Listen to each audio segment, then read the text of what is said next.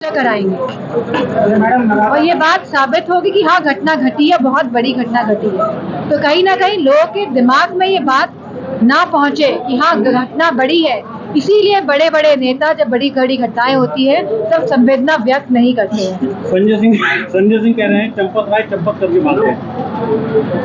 बात चंपत राय की नहीं है, बात है कि इसमें कई लोग इन्वॉल्व हैं और जो लोग भी दोषी हैं और चाहे वो जितने भी बड़े लोग हों, जितने भी छोटे लोग हों, सब पे कार्रवाई होनी चाहिए। अनुज चौधरी फीता लेकर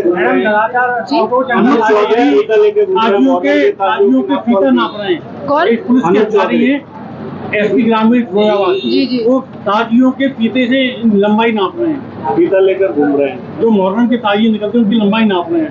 अब तो लंबाई और नापेंगे जब से ये घटना घटी है जो अयोध्या वाली, और लंबी लंबी ये लोग रस्सी लेके नापेंगे, फीता लेके नापेंगे। अब कार्य क्या है? समाज में फूट डलाओ और देश को अपने मन मर्जी तरीके से चलाओ।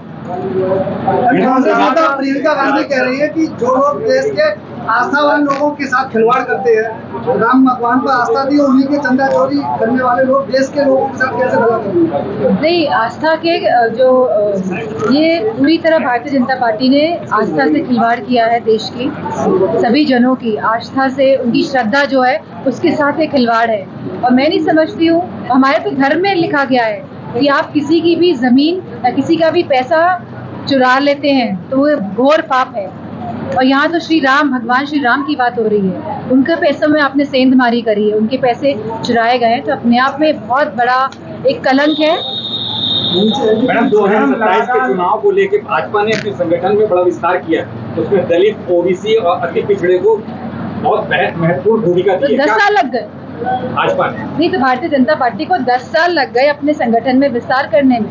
सवाल इस बात का है, समाजवादी पार्टी तो विस्तार पहले से ही कर चुकी है। अब हमारे एमपीज देख लीजिए, हमारे सांसद देख लीजिए, कितने सारे सांसद हैं जो हमारे पिछड़े हैं, हमारे दलित भाई हैं, हमारे मुस्लिम भाई हैं। तो ये विस्तार की बात 10 साल या 14 साल या 15 साल बाद क्यों आता है? तो क्या लगता है दलितों को ठाकरे कह रहे हैं कि ये लोग पार्टी को तोड़ने, पार्टी की वजह से पार्टी तोड़ने की कोशिश कर रहे हैं। हम देख जिस तरह से पार्टियों में सेंधमारी की जा रही है, तो ये हमें समझना होगा कि जब ये सांसद चुन के आए थे तो ये कोई जो लोग जिन्होंने अपने सांसद चुन के भेजा है उन्होंने पार्टियों को वोट किया, उन्होंने भारतीय जनता पार्टी को वोट नहीं किया। उन्होंने संविधान का साथ लिया, अपने वोट का अधिकारों का प्रयोग करके अपने सांसद पहुंचाए किसी पार्टी को वोट डाल के, और अब ये लोग उसी पार्टी को तोड़ने का कार्य कर रहे हैं। तो कहीं ना कहीं ये संविधान को बर्बाद करने का कार्य कर रहे हैं। ये जो भ्रष्टाचार कर रहे हैं कहीं ना कहीं संविधान को छीन करने का कर रहे हैं, और ये खुला भ्रष्टाचार है जो सबकी आंखों के सामने है। पूजा पाल कह रही है अखिलेश यादव का पीडीए भ्रष्ट हो गया। इस पर क्या कहना चाहिए? अखिलेश यादव का पीडीए भ्रष्ट हो गया, पूजा पाल विधायक का कहना है। वो तो कहती रहेंगी, हमारे साथ बहुत घूमी है वो।